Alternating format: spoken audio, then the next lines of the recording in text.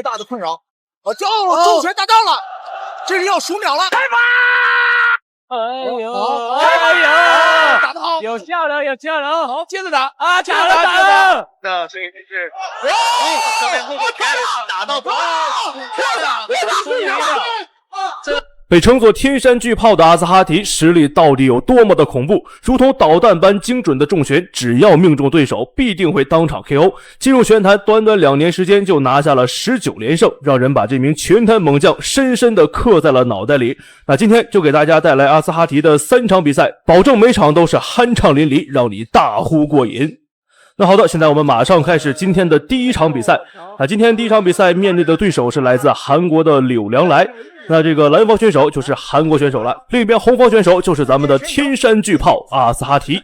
那两人从身高上来说，这个柳良来是要比咱们的阿兹哈提高上那么一点儿。不过阿兹哈提的这个身材明显更壮啊，所以说更占优势。我们看到现在连续出拳，哦呦，打的这个柳良来是靠在篮边，但是他非常不服气，点了点头挑衅阿兹哈提。那他这个动作啊，真的就是在作死。那这场比赛我们就来看一下阿兹哈提会带来怎样精彩的表现。拳法非常好，应该问题不大。在赛前呢，柳良来的教练呢曾经表示，阿兹哈提是一名拳击手，他的腿有可能是他的短板。对，实际上你看战术非常危险，站不住，坏了，危险，因为这个战术非常的这个明显，就是攻击他的支撑腿。是的，对，说明研究了阿兹哈提。因为你练拳击的，他的腿法都非常的这个弱。对，那他会继续攻击，他会继续攻击他的腿。对，这个非常危险，这个被人扫到了软肋了。对，还会扫，还会扫。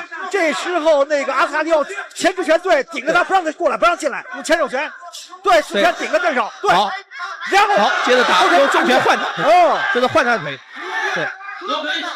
现在柳良来也知道，你不是用前手拳的打我们，我就用，对，双方战术特别明显，后槽腿扫你支撑腿，对。我觉得就是在柳良来出腿的时候，可以还击拳、正拳，对。现在你看，那现在两个人的战况比较焦灼。那像阿兹哈提这种大体重的选手，如果去打拉扯，那就不太占优势了。毕竟体重在这摆着，如果说一直打3个回合，这个耐力上是受不了的。所以说，阿兹哈提只能靠着自己的重拳，尽快的解决对手，秒杀对手。现在这个柳良来也是一直在拖延时间啊，毕竟他的这个身材要比阿兹哈提轻上一些。所以说这个灵活性要更好，所以柳良来赛真的比较主动了。现在场采访毛靖宇告诫这个阿兹哈提不要搂抱，不要搂抱。他说我也不是很想搂抱，但是他光踢我支撑腿，我没办法撑不住。好，这个抓住机会，有自己优点。哎，对，用优势摆拳和直拳，这是阿兹哈提的特长。他毕竟练拳击的，对，练拳击。你光踢我这个前支撑腿，我确实不好受。好，接着打，对，还是用自己的主动进攻。对，这个柳良还虽然你用你后支撑腿来，哦哟，好的漂亮，重炮手阿兹哈提2拳把柳良来给打懵了。我们看好像起不来了，喝了2斤假酒。哦，这个比赛还能不能继续？还想硬扛，还想接着打。阿兹哈提找到机会。哦哟，非常可惜啊！现在比赛结束了啊！第一回合如果说再多上几秒钟的时间，这个柳良来肯定是要被打废的啊！那现在第一回合的比赛时间到了，还是比较可惜的。但是我们来看一下第2回合，阿兹哈提能否乘胜追击？对，如果两个开后对方，接着打就有可能打，再打到世界结束。对，当然现场啊是汗水啊四溅。柳良来聪明点，移动要移动。好的，现在第2回合，阿兹哈提没给柳良来任何一点机会啊，上来就是连续的重拳。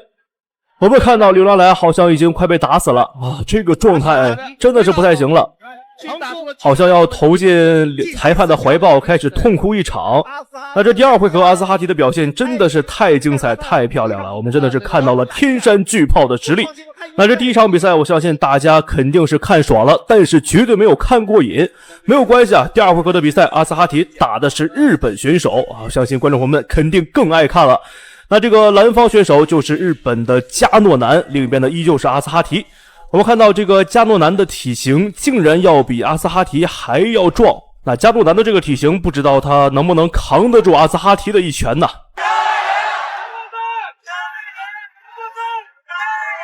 这个加诺南本身的这种心理战术使用很多啊。对，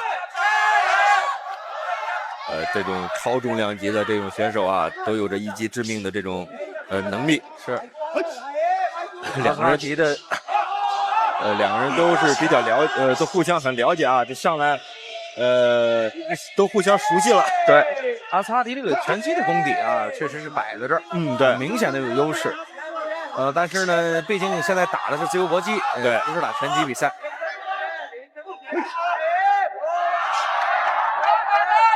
加诺南的防头的意识也很好啊。对。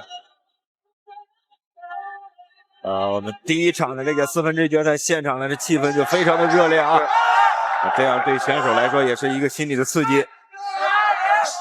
阿斯哈提这个拳啊，还是没怎么狠狠的发力，对，发力上还是比较松，还在找机会可能。对。那到目前为止，加诺南依旧是很自信啊，他觉得阿斯哈提打不动自己。他觉得自己可以硬扛啊，因为平时的比赛当中，基本上没有人可以打得动这个加诺南啊。毕竟这个满身的肥肉可不是白长的。现在阿斯哈提还在连续进攻，时间还剩下1分03秒。阿斯哈提要注意对手的前手反击。对。哇，这个腰围击腹好像没有太大效果了。对，这加诺南表示自己的抗击打能力很好。对，有了。重拳，这一拳是打到了加诺南耳朵的位置啊！是，所以说加诺南不要坡大呀！好像，哟，好的不行了，裁判读秒结束，这个加诺南也没能起身。那这场比赛真的是同样非常精彩。那连第一回合还没有结束，加诺南就不行了啊，满身的肥肉，甚至还没有上一场的柳良来扛打。那连续的这2场比赛，我相信观众朋友们一定看爽了，也同时看到了阿斯哈提的实力。不过尽管是这样，依旧有选手不信邪。那今天的第3场比赛就是来自苏丹的费萨尔·扎卡利亚。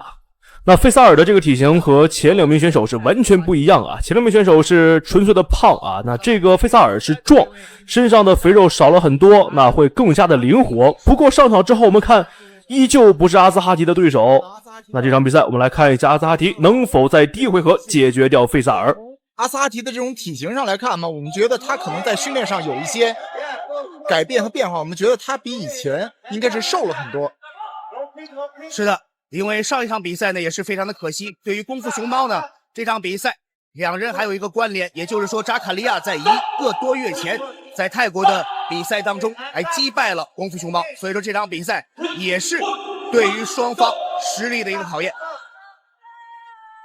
而且非常值得敬佩的是，扎卡利亚这名选手已经是有42岁，而且是有非常丰富的大赛经验。我们看到扎卡利亚应该是挨到了重拳。扎卡利亚的体型要比阿斯哈提显得是更加的壮硕，但是阿斯哈提可以说是拳击运动员出身，他有着大级别运动员中非常罕见的灵巧的步伐，非常重的身体打击。扎卡利亚非常的具有经验，在缠抱过程当中控制力相当惊人。那第一回合从开局到现在全程都是阿斯哈提压制着费萨尔。那尽管说这个现在打的并不是很惨，但他也绝对不是阿斯哈提的对手，被解决掉只是时间的问题。中国顶尖的大级别站立式踢拳的选手，是的，进步非常快啊！我们也是目睹了他的前进的这个历程。而且这场比赛我们看到之前阿斯哈提的这种连续拳呢，是带有着非常浓厚的拳击的印记，可以说是奥运会拳击的印记。那么这场比赛发现阿斯哈提的重拳要比以前重了很多，特别是他的右手后手的这种重拳的进攻，刚才已经多次打到了扎卡利亚。也是在不断的训练和比赛的磨练当中啊，阿斯哈提是在不断的成长。但是我们看到扎卡利亚，我们要知道在40岁的拳手啊，他如果身体保持的状态良好的话，他的这个经验是非常可怕的。所以说又是一个接腿摔，阿斯哈提他的技术可以是日益更新，日益的全面。阿斯哈提充分利用了自己拳击的灵活的步伐，在启动的速度方面好的，现在第一回合比赛结束，那这个身体灵活一些还是有优势的，最起码不会被阿兹哈提在第一回合就解决掉。那现在我们来看一下第一回合的精彩回放，同时来期待一下第二回合阿兹哈提能否解决掉费萨尔。阿斯哈提比之前的比赛当中更加明显的进步，特别是他灵活的步伐的移动，以及后手拳、重拳的渗透力。那好的，现在开始了本场比赛的第二个回合。那在第一回合，阿兹哈提的这个优势已经很大了啊，这个出拳次数其实两人是差不多的，但是有效击打次数，阿兹哈提要比这个费萨尔高得多。那这第二场比赛第二回合，看一下阿兹哈提的精彩表现。看到老将扎卡利亚的袭击极具危险，扎卡利亚的远程控制打击。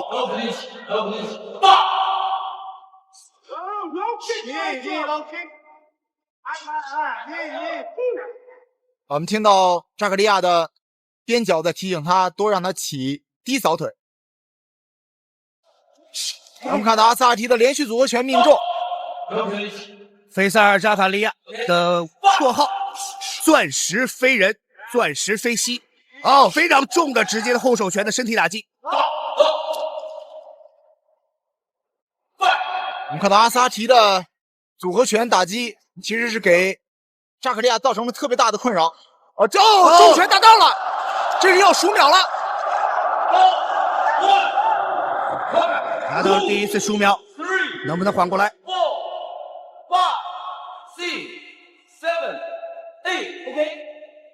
我们看到扎卡利亚现在已经摇摇晃晃，有点站不住了。